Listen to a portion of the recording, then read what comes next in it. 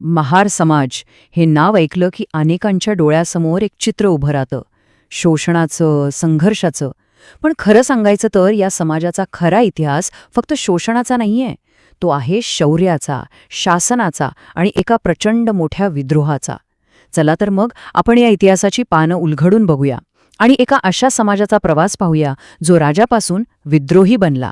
हाच तो सगळ्यात महत्वाचा प्रश्न आहे, जो महार समाजाच्या इतिहासाच्या अगदी केंद्रस्थानी आहे. म्हणजे विचार करा, जो समाज एकेकाळी या भूमीचा शासक होता, तोच समाज गावाच्या वेशीबाहेर अस्पृश्य म्हणून कसा काय ढकलला गेला? या प्रश्नाचं उत्तर शोधणं म्हणजे खरं तर आपल्या इतिहासातल्या एका प्रचंड मोठ्या सामाजिक आणि राजकीय उलथापालथीला समजून घेण्यासारखं आहे. इतिहासाच्या मुळाशी आपण गेलो ना, की आपल्याला एक गोष्ट स्पष्ट दिसते की महार हे या भूमीचे मूळ निवासी होते, म्हणजेच नागवंशीय लोक. आणि ते फक्त रहिवासी नव्हते, तर ते शासक होते जे गणराज्य चालवत होते. आणि हे फक्त कोणीतरी म्हटलेलं नाहीये. महात्मा फुले यांनी त्यांच्या गुलामगिरी या ग्रंथामध्ये आणि डॉक्टर आंबेडकरांनी त्यांच्या दी अनटचेबल्स या ग्रंथात पुराव्यानिशी हे मांडलंय की महार हे हरलेले योद्धे आणि राजे होते. त्यांना अस्पृश्यतेच्या गर्तेत ढकललं गेलं कारण त्यांनी प्रतिकार केला होता. आणि हे फक्त पुस्तकातले दावे नाहीत बरं का, याचे ठोस पुरावे आहेत. कान्हेरी, भाजा, बेडसा आणि अगदी शिवनेरीसारख्या लेण्यांमध्ये ब्राह्मी लिपीतले शिलालेख सापडले आहेत. त्यात नकनाग, वीरसेन नाग, अंपिनाग अशी नावं कोरलेली आहेत.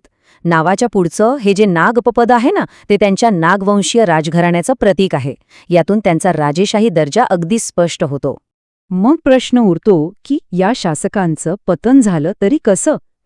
याचं उत्तर दडलंय एका मोठ्या सांस्कृतिक संघर्षात. जेव्हा वैदिक व्यवस्था इथे आली, तेव्हा इथल्या मूळच्या बौद्ध आणि नागवंशी संस्कृतीसोबत एक मोठा संघर्ष सुरू झाला.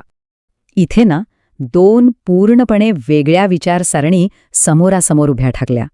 एका बाजूला होती नागवंशी संस्कृती, जी सर्वांना समान मानायची, निसर्गाची पूजा करायची आणि गणराज्यावर विश्वास ठेवायची. आणि दुसऱ्या बाजूला होती वैदिक व्यवस्था, जी वर्णव्यवस्थेवर आधारित होती, नवीन देवांची पूजा करायची आणि राजेशाहीला मानायची. हा संघर्ष फक्त जमिनीचा किंवा सत्तेचा नव्हता, तर तो मूल्यांचा आणि जगण्याच्या पद्धतीचा होता.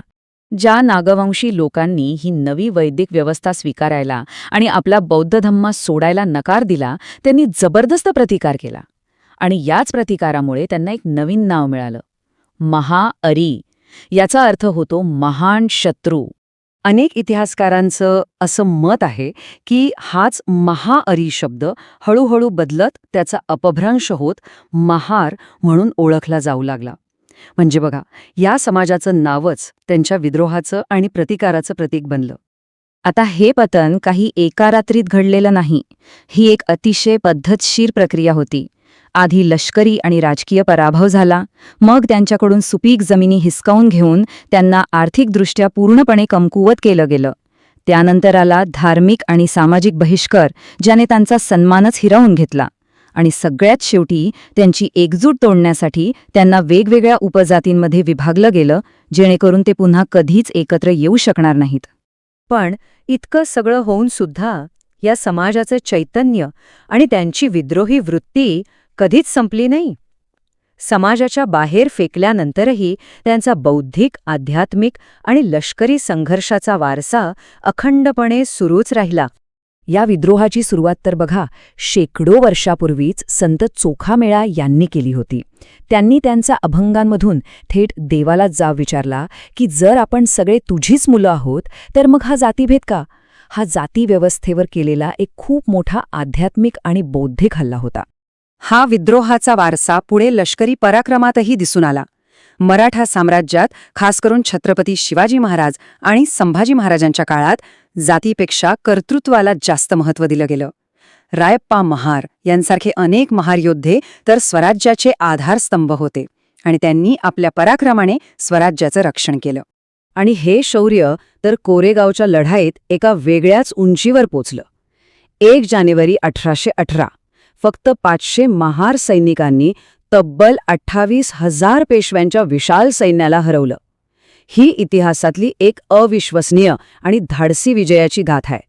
या विजयाची आठवण म्हणून इंग्रजांनी कोरेगावात एक विजयस्तंभ उभा केला आणि त्यावर या युद्धात शहीद झालेल्या महार सैनिकांची नावं कोरली.